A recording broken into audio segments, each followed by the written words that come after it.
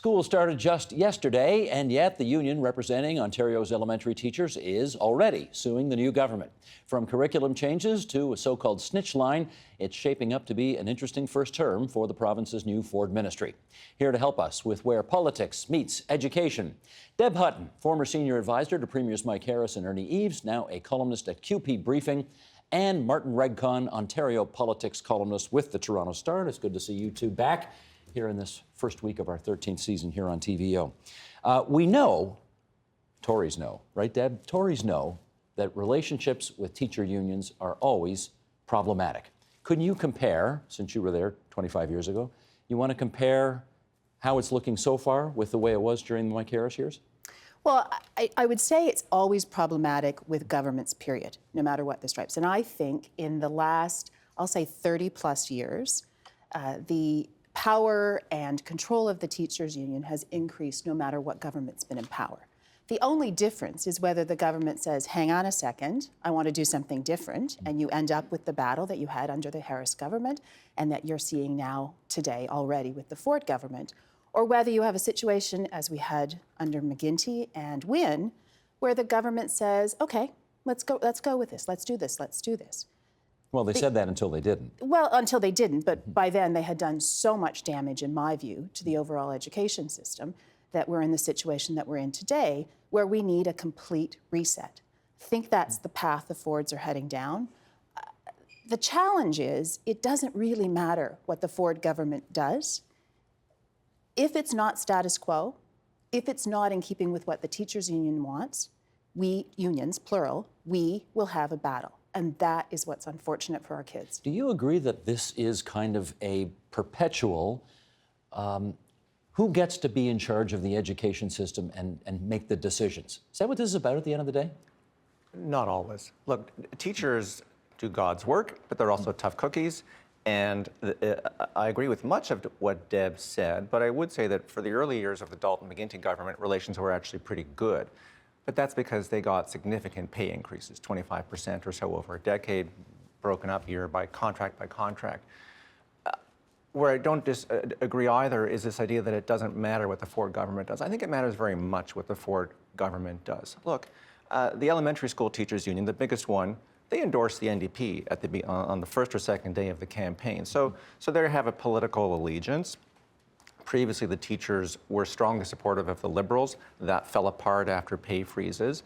The progressive Conservatives have had a tough time with the teachers over the years, there's no question. But what has happened with sex education and the whole physical and health sciences curriculum, which we'll talk about, has really exacerbated the situation at so many levels, which we'll explore, I'm sure. But, I mean, Deb is also right to say it's not just Tories who have troubles with teachers. I mean, the NDP had a heck of a problem with the teachers in the early 90s. Yeah, so McGuinty was taken to court by the unions and lost, let's not forget. McGuinty lost, correct. Yes. So the tensions are there, and I've been on the receiving end of those tensions when talking about pay, for example, and the idea of strikes, even short strikes or long strikes of a few weeks that affect students, where students are used as pawns, if I can use that perhaps provocative language. Or accurate. Or accurate. Because, and that, by the way, is I think what sets the agenda for tonight is that I believe the Ford government is using students as pawns as well. Okay, you want to come back on that? I do, so I reject that fundamentally. The Ford government brought in a promise, which they are following through on, and for that I will give them credit, on consulting parents and revamping the sex ed. Listen, I'm a lifelong conservative. I disagree fundamentally with reverting to the old curriculum. I've said that, I've written about it. I don't think it was necessary, and I don't like it as a parent. However, they kept their commitment, and for that I'll give them kudos. But would you say they shouldn't have made the promise in the first place? Well, I wouldn't have, but that doesn't mean that it wasn't within their purview to do. Right. They got elected either because of it or in spite of it with a solid majority. So I don't know how that is being overly provocative when their mandate is just, I watched your show last night, Steve, they're 67, 68 days into their mandate. Yep. So I don't see how that is being provocative, regardless of my own view on the topic. It would be hard to walk away from that commitment, having made it so forcefully during the campaign. Would you not agree? Why? Doug Ford has walked away from his other half-baked promise on Bala Falls because he acknowledged just the other day that the promise made no sense. It was a reckless promise to make. That was at a the time. promise he made in one locality, one time during the election campaign. This was a promise that he made to the whole province numerous Repeatedly. times. Yep. I mean, you can't compare the two promises. And Patrick Brown made the same promise and reversed himself when he realized what he had gotten himself into. And Patrick Brown, as you may recall, the previous leader of the Progressive Conservatives, wrote a kind of mea culpa in the Toronto Star where he said, more or less, I got in bed with social conservatives, but I only later realized, perhaps it took him longer than it should have, that behind a lot, not all, but a lot of the criticism of the sex education update, remember that the sex education curriculum was brought in by the Mike Harris Tories in 1998, in which Deb Hutton was providing sage advice on trying to update the curriculum. Look how she's smiling when you say that. Flattering me now. Remember that the teachers who were stuck with a 20-year-old curriculum had to rely on the curriculum from Progressive Conservative Alberta. So teachers have been caught here by this stasis on sex education. And my point about Doug Ford and going back to Patrick Brown is Brown realized that a lot of what was driving this was intolerance on gender identity, on homosexuality, lampooning the previous premier who had come out as a lesbian decades ago. And Patrick Brown, if you reread, as I did just last night, some of his words and recognizing what was driving a lot of this, I think it is a wedge that will cause us significant trouble But here's in the big court difference. and in the court of public Here's the big opinion. difference. Patrick Brown was prepared to say goodbye to social conservatives, and he didn't care if they left the big blue tent.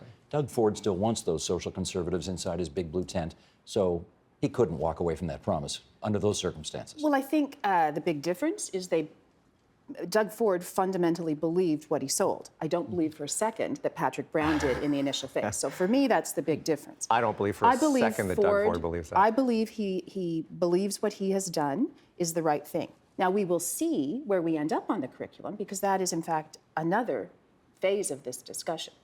My own view as a conservative is we need to stop talking about this issue and other social conservative issues if we hope to actually do what needs to be done in Ontario. Do you think this issue is hurting the Ford government's brand at this point? No, I don't.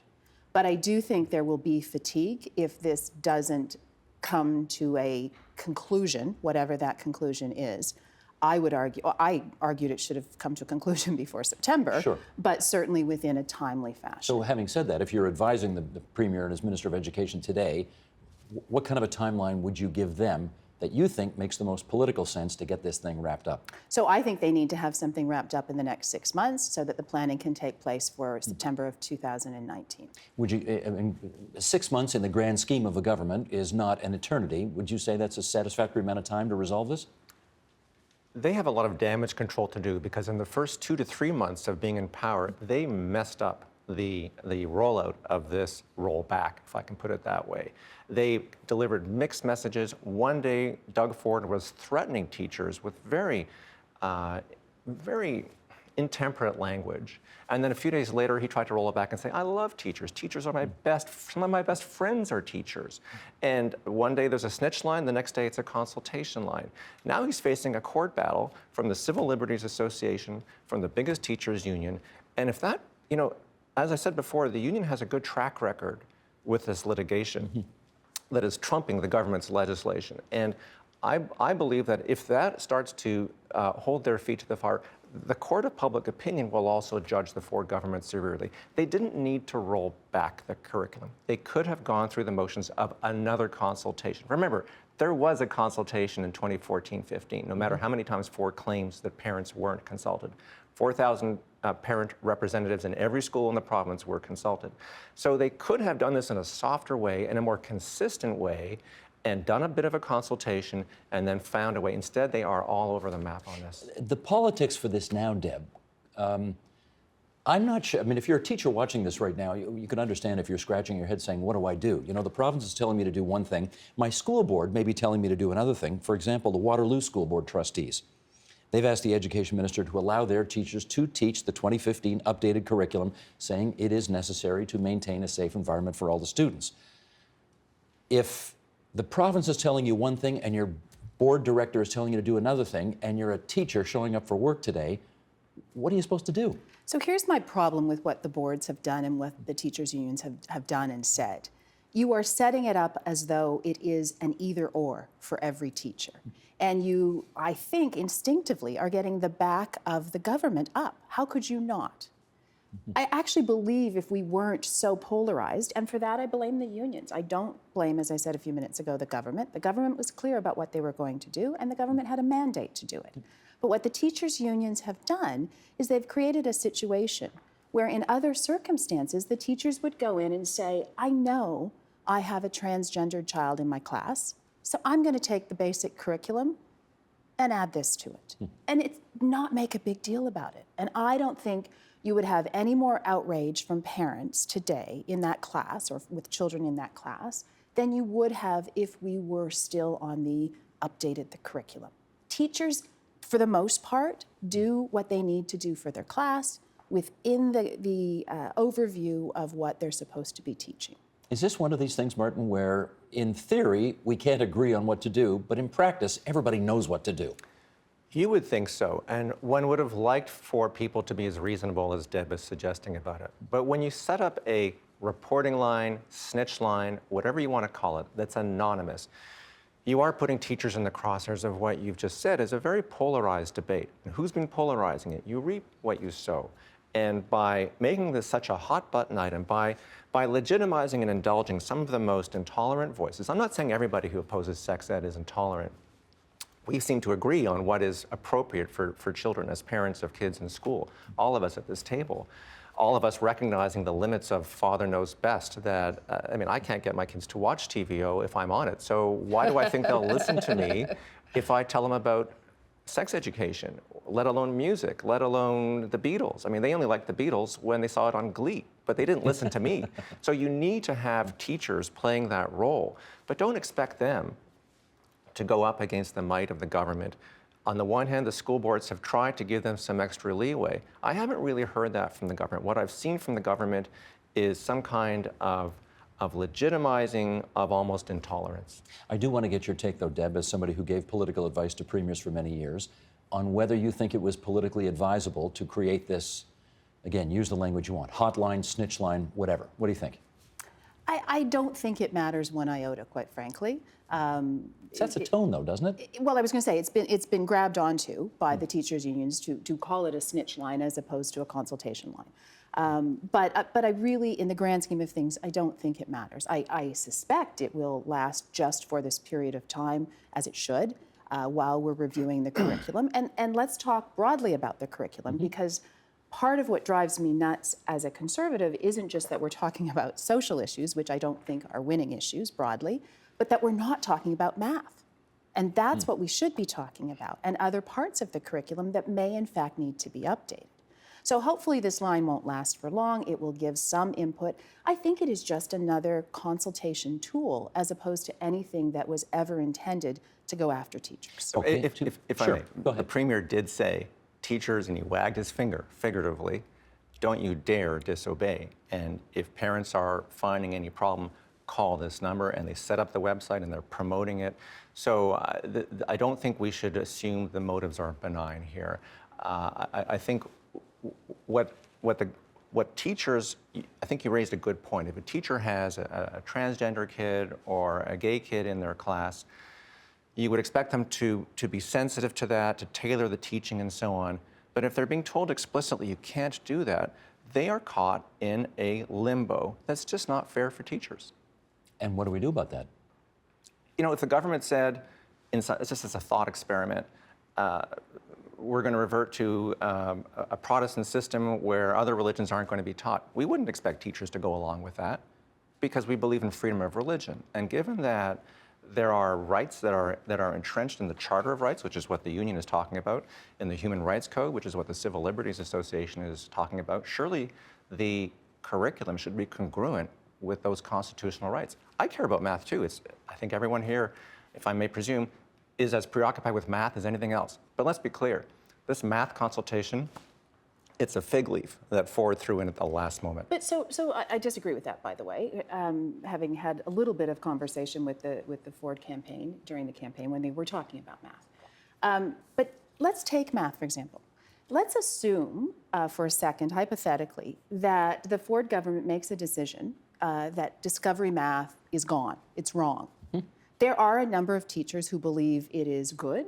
There are a number of who fundamentally believe it, who believe it should be part of the overall. I know you had a discussion on your show earlier tonight, Steve, about that very topic. And there are others who believe more in the old-fashioned view. What if the Ford government comes to the conclusion, discovery math is gone, we don't want it in the school? And a teacher or the teachers' union decides to do exactly what they've done on sex ed. How is that right? May I? If the Ford government were to discover that discovery math is the way to go, No, I'm saying the opposite. or the opposite, Yeah. go for it. But math. Well, let's see what will happen. But math and discovery math are not in the Charter of Rights, and they're not in the Human Rights Code. So they're not protecting rights. There's no legal right to do that. Let's try this one then. There were supposed to be sessions taking place this summer as the new Ford government was being sworn in to rewrite some of the curriculum to incorporate more about Indigenous history. And teachers were to come to Toronto. They were to get updates on that kind of curriculum, some education themselves. Minister of Education then came in sort of at the 11th hour and said, we're canceling this. Save your car fare. Don't come in. These classes are canceled. She said it was not an ideological stance. It was about saving money. Do we believe that? Yeah, I do. I mean, I don't know the mechanics of what happened with that set of planning sessions, I believe, earlier in July. But what I do, I mean, we have Indigenous studies within our grades 4 to, I believe, 10 in the curriculum as part of the rollout of the Truth and Reconciliation Commission recommendations. What was put on hold was taking it to the next level. It hasn't been canceled. It hasn't been rewritten yet. It, I believe, is part of the overall discussion on what our new curriculum looks like. It's no rollback. It's, I don't believe anything more than that. Martin? Well, you know, sometimes process is substance. I don't like getting hung up on process, but in fairness to the government, they weren't ripping stuff up. But what they did do is, without consultation, cancel these sessions. And so you talk about the car fare. People were coming from all over the province, way up north, and many were already in Toronto. And this was done in a really rude and hotels were booked and so on. It's just a rude and disrespectful way. Seat of the pants. Should have gone through with it, learned from Indigenous elders and educators, and tried to improve, because this is a priority.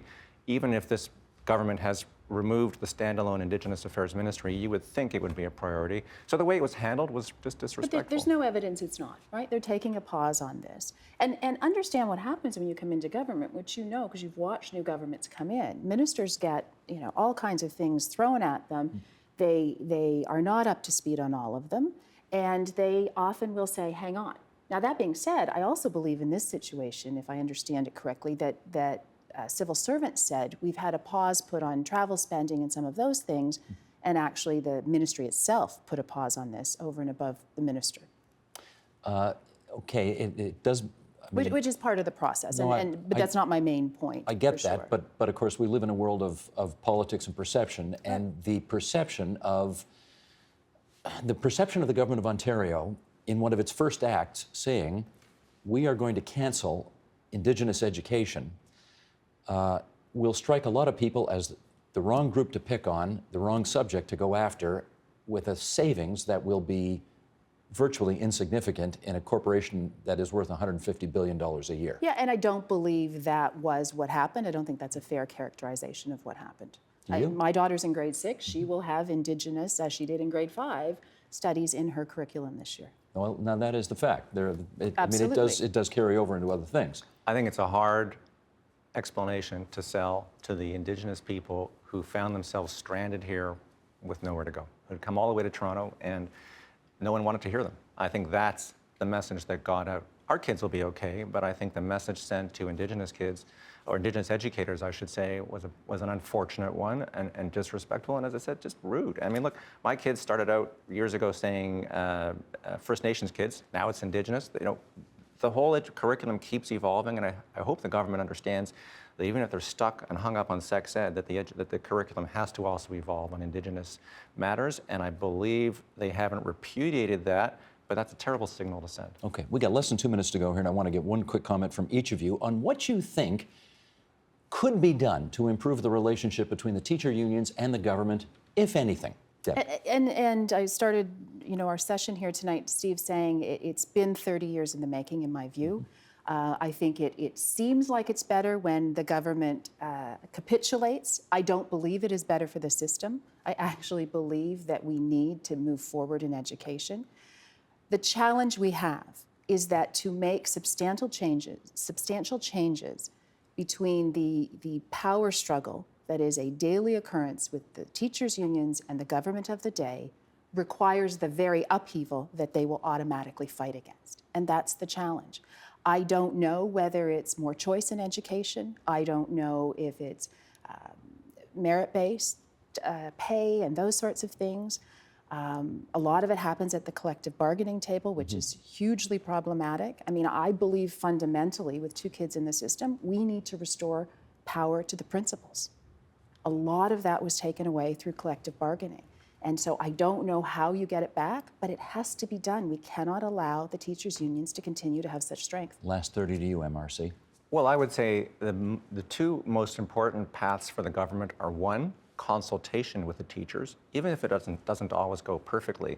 They weren't consulted on this rollback of their curriculum, and they should have been, and that's part of their court case. So consultation, as frustrating as that is, and evidence-based decision-making. Don't fall victim or prey to ideology and ignore biology or reality or science or math. And yes, principals should have more authority as well. There you are. That is the latest in the province versus the teachers, or the teachers versus the province, depending on where you come from. And we thank Deb Hutton and Martin Redcon for coming in tonight and sharing your views on this. Thank you. Thank you. The Agenda with Steve Paikin is brought to you by the Chartered Professional Accountants of Ontario, helping businesses stay on the right side of change with strategic thinking, insightful decisions, and business leadership. Are you on the right side of change? Ask an Ontario CPA.